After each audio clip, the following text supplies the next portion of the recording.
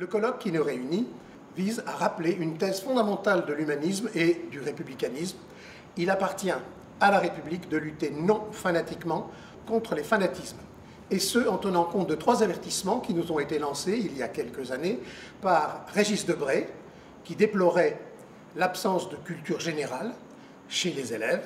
Deuxième avertissement, celui d'Olivier Roy, qui consiste à nous prévenir que les croyants eux-mêmes ont été souvent privés de la richesse de leur propre tradition culturelle. Enfin, un historien, Xavier Boniface, pense que ça n'est pas au gouvernement de légiférer sur le domaine du convictionnel, fidèle en cela à la loi de 1905.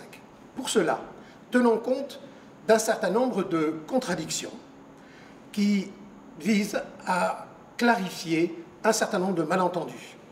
Il me semble que du côté des religions, un enseignement laïque des faits religieux implique absolument une adhésion des croyants vis-à-vis du principe de laïcité, car par la laïcité, la foi devient un objet d'étude pour le croyant lui-même. Du côté des laïcs, ce thème que nous allons traiter vise à montrer que la laïcité, ça n'est pas bouffer du curé. Jamais bouffer du curé n'a nourri son républicain, dit Jules Guesde, je crois qu'il a raison. Enfin, clarifier, discerner, mais surtout proposer, c'est-à-dire viser la formation des maîtres, le tronc commun de la formation des maîtres, qui est à mon avis trop dispersé aujourd'hui. Et là, le CLR occupe tout le terrain et occupera encore davantage le terrain.